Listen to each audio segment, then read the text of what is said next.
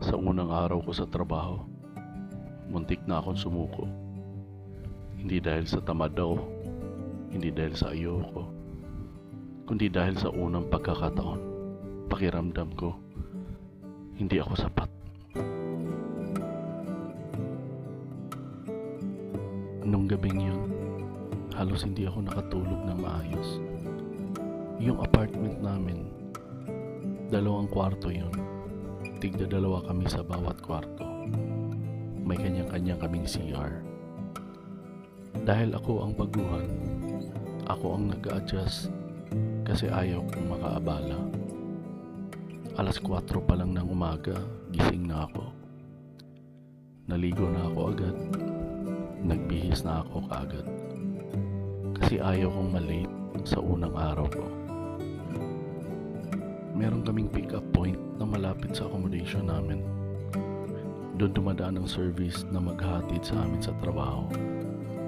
Habang naghihintay kami roon, tahimik lang ako. Pero sa isip ko ang ingay na.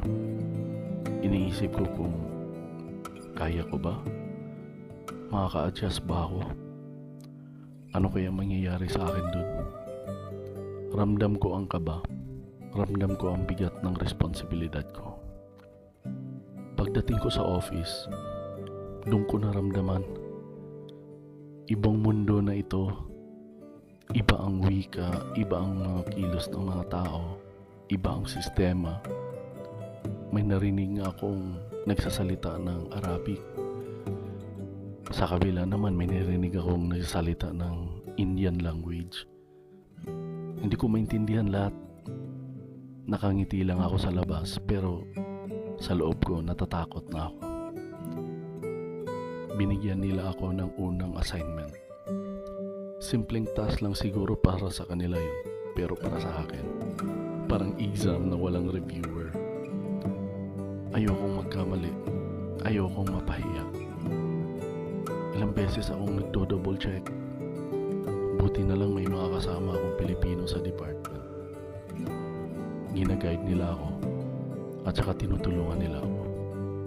Kung wala sila, baka mas lalo akong natakot. Pero kahit may tumutulong, may sandali pa rin na gusto kong umatras. Gusto kong sabihin sa sarili ko, hindi ko yata kaya to. Naisip ko ang Pilipinas. Naisip ko ang pamilya ko.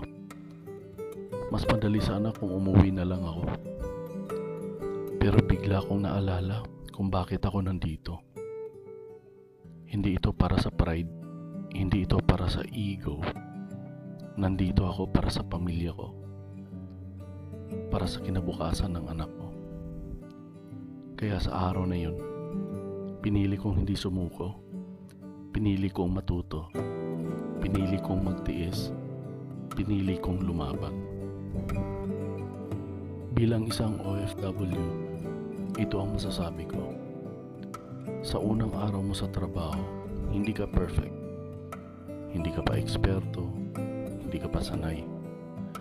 Pero doon nagsisimula ang tibay mo. Doon nagsisimula ang bagong version ng sarili mo. At minsan, ang pinakamahirap na araw ay siyang magpapatatag sa iyo. Sa ngayon, dito muna ako magtatapos sa kwento ko. Kita-kita tayo sa susunod na kabanata. Ingat, kabayan.